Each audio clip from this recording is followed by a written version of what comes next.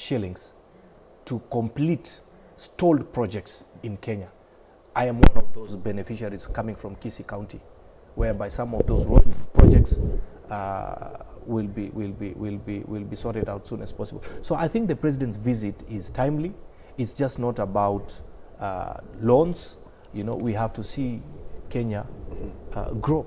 At some point, Taifa Leo, this was on Wednesday, they said Kenya yakimbilia mpango wa kando.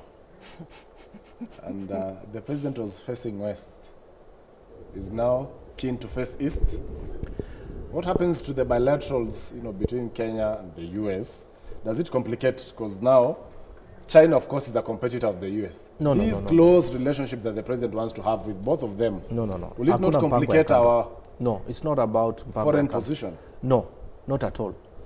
Let me give you an example. When His Excellency President William Ruto went to the US, one of the discussions in the bilateral discussions between Kenya and the US was that the expressway from Nairobi all the way to the to Mombasa, approximately, if I'm not wrong, about 400 billion, that will be funded fully by the US government, you know, investors, right?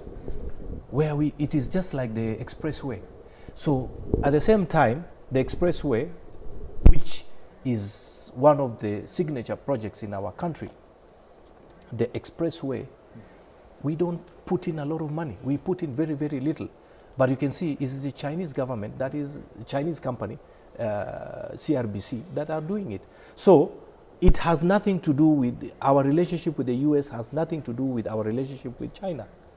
These are two, we need everybody on board. We need America to support us. We need China to support us. What is the issue? You see, many look at this as perhaps the president was given these goodies or sweeteners by the US, but realized they're not being met. You know, it could be a promise that I'll take you out for a date, but I failed to. And so you opt for Honorable Zahir. No. America, maybe he's committed to his word. We are not could this for be playing, for example? No. Could this be playing out, especially when Ruto went to the US, the Bretton Woods institutions, IMF, for them they will prescribe on how you're going to, or for you to, maybe conditional, you know, loans, where if we are to give you this amount, then you need to come up with a finance bill. It was believed that the finance bill of 2024 came from the US, that is from IMF. And so with the backlash that happened, especially the Gen Zs, this, by the way, is Ruto's first trip outside the continent since the Gen Z's protest. The president now moves to East for development budgets, development projects, you know, seeking funds. Is it playing out that whatever Ruto's promised perhaps by the West is not being achieved, and so he opts for what the Taifa Leo said, mpango wa kando? I think when he was in the US, he was asked this question, and he aptly answered. He said, you know, we're not looking east or west, we're facing forward. We're not facing east, we're not facing west, we're facing forward. And I think that is, I mean, it's just my only issue is with the president. He speaks a lot, he says a lot. I just don't know, he doesn't follow through on the things he says. But it makes sense to work with, you know, both East and West, not just the West only. My biggest concern is has always been, what are we giving in return? You know, what are we ceding? And then the other issue I have is we seem to focus so much on infrastructure projects when we haven't sorted out, you know, like the softer issues around, again, governance, against corruption. Because even if they give you concessional loans, you bring those loans here and they are lost to corruption. Of what benefit is that? You know, you talk about big infrastructure projects, and these are just ways to budget for corruption. You know, these are ways for people, you know, in high places to make money. So we should be actually focusing on the key things. How do we better our education? How we better our healthcare, our agriculture, our tourism, our industries? How can Kenyan businesses become more profitable? How can we make trade better? China right now, we trade with China, but there's a huge imbalance of trade because, you know, import, we import a lot more from China than we export. So what I'd like to see more, you know, discussed is exactly how are we going to build, you know, exports into China? What commodities? How are we doing it? By when? As opposed to just, you know, giving big numbers about infrastructure projects that don't really trickle down to the pockets of, you know, the normal Kenyan. These big infrastructure projects, the monies and, you know, the kickbacks only go to a few people. So I really wish I could see, you know, that shift, that change of when, you know, the president comes back from these foreign trips, he's telling us, you know, 1, 2, 3 products will now be exported there. You know, these are the agencies. There's a roadmap. There's a roadmap to how businesses in Kenya can actually benefit from this thing as opposed to just the elite and a few people. Honorable Zahir, the issue of debt. The president the other day, of course, called or intended or has expressed interest in auditing the debt. Should it include that of China, of $8 billion that we owe them? Well, I think can we have a discussion of maybe restructuring it so that we don't strain our own exchequer? Where in the previous financial year, we used over 1.7 trillion Kenya shillings to service the debt. I think it can be audited also. There are no issues. I don't think there's anyone who has a problem on auditing those debts, like the Chinese debt and everything. So the president can also have discussions on even restructuring it? Well, or you see, if possible, be waived.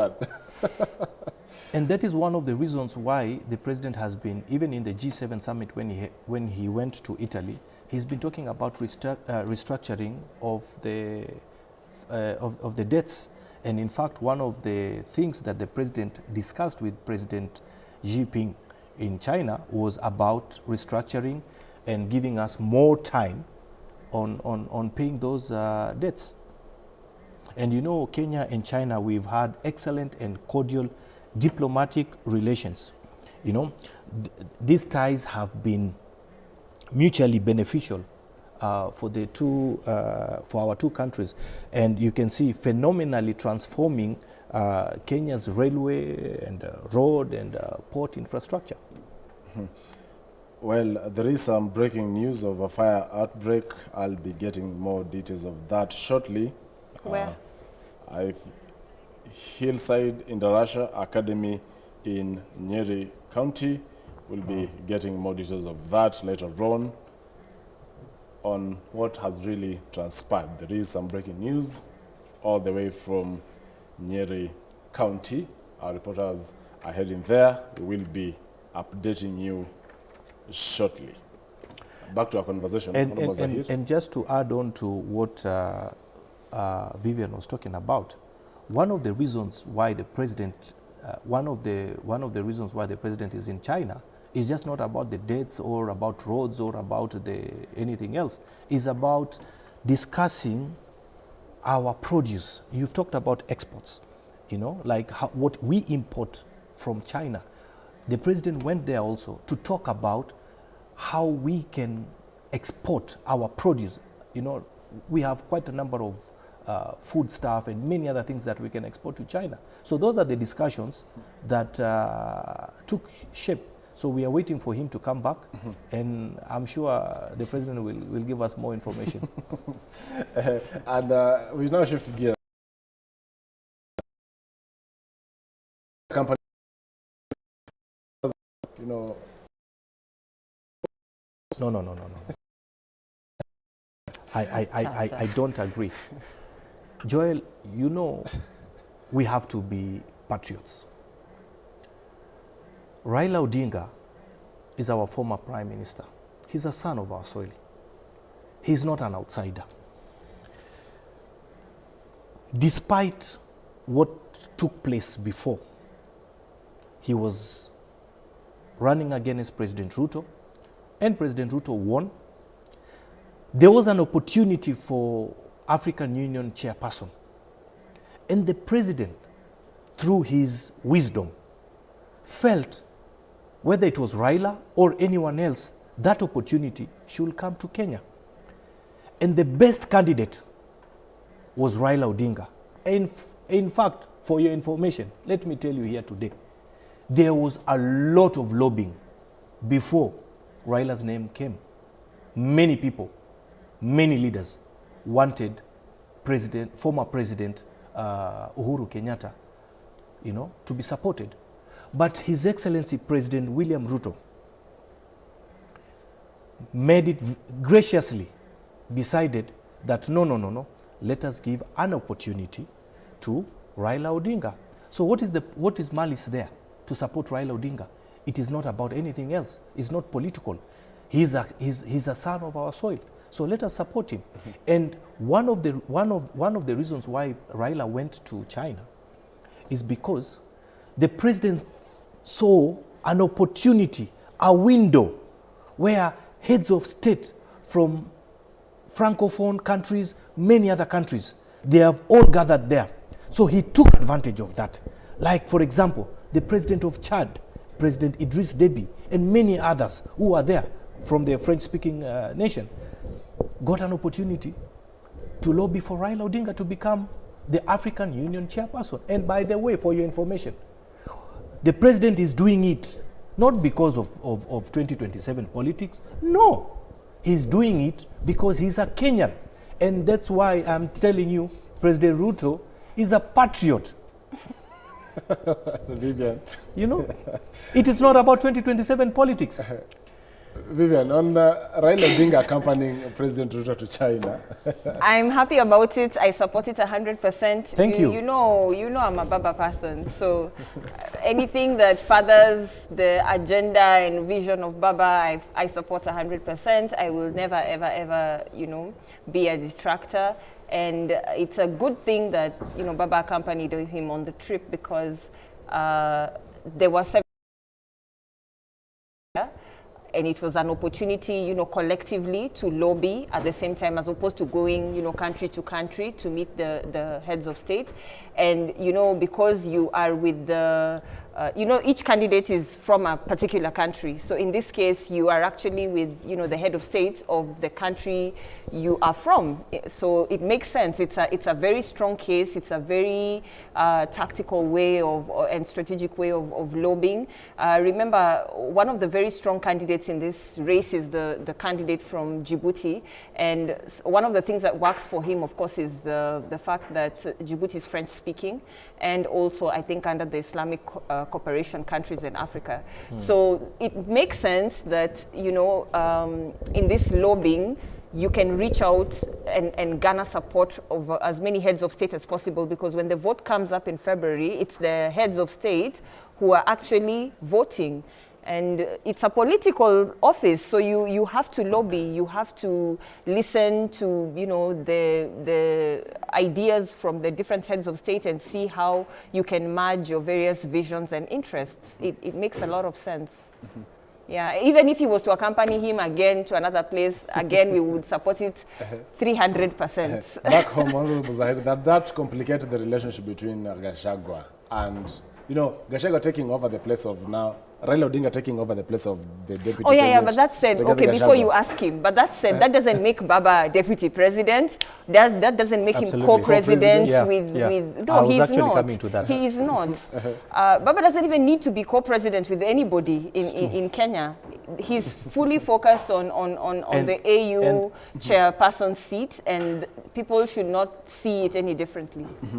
And just to add on to what Vivian is saying is that it is true, Baba doesn't need that. At the same time, President William Ruto doesn't need, he doesn't actually need to support Baba because of political reasons for 2027. He won the election in 2022.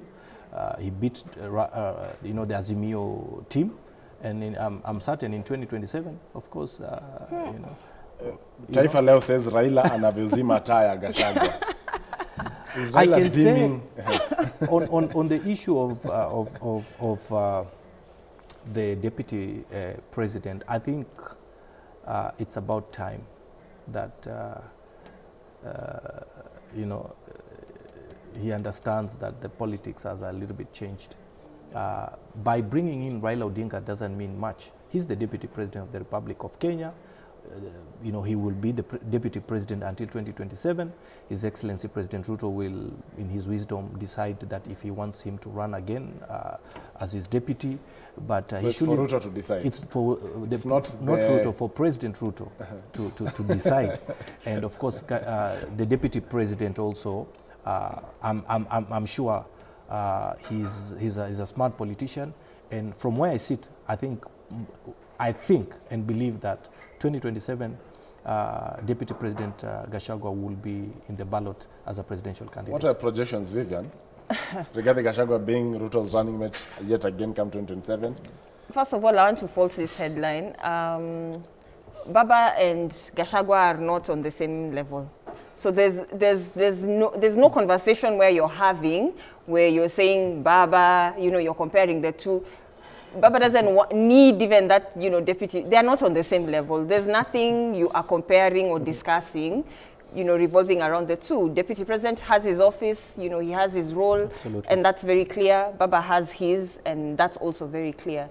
About 2027, time will tell. Let's see how things play out, because unless, you know, the way the politics has been playing out, the deputy president seems to have lost some favor within the ruling party, the UDA.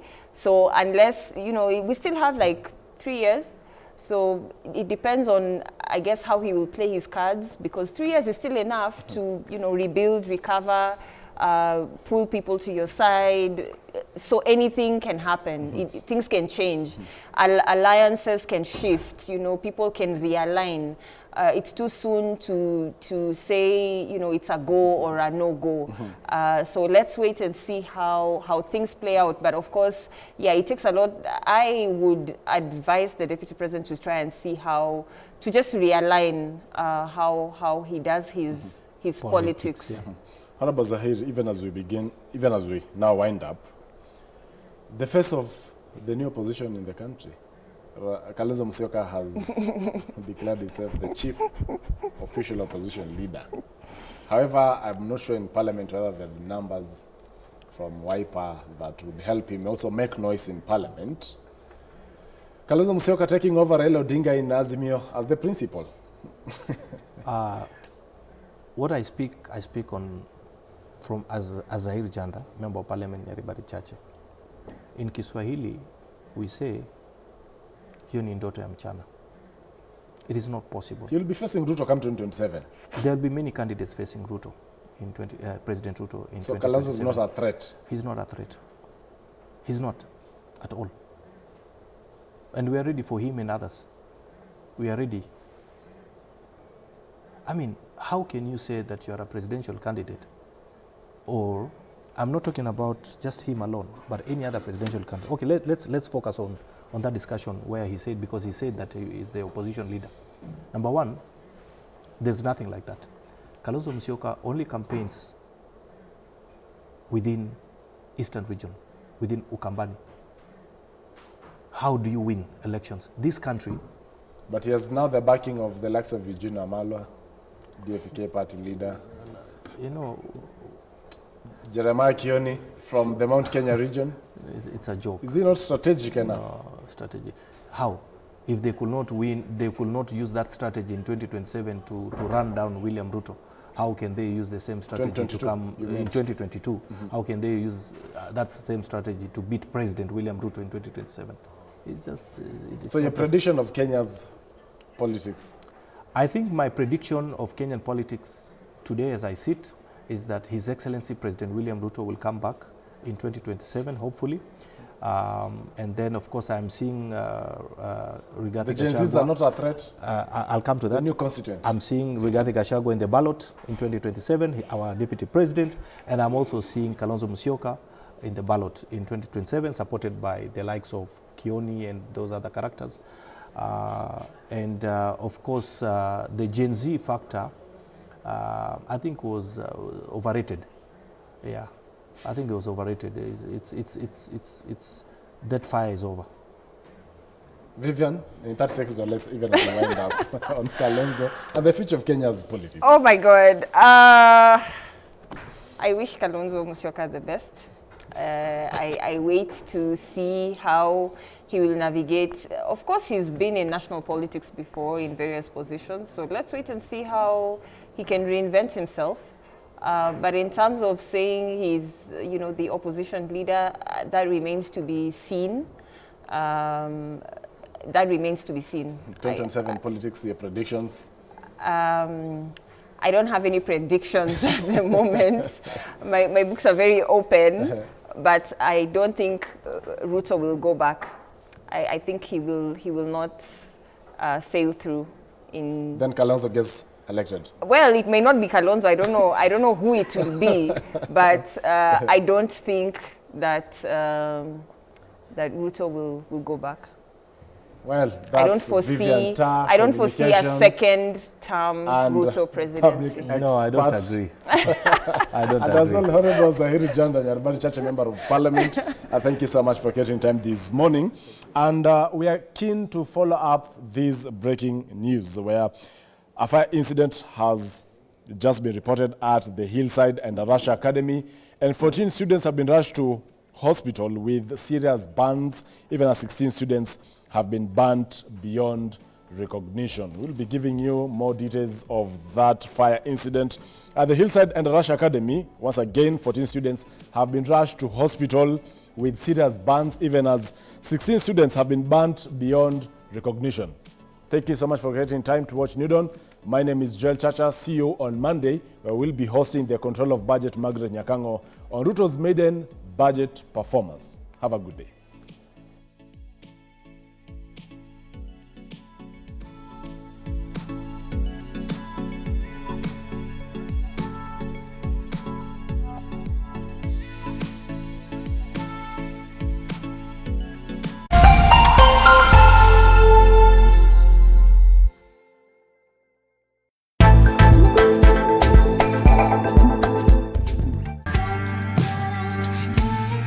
Brace yourself for a heart-stopping action. Why do you like me?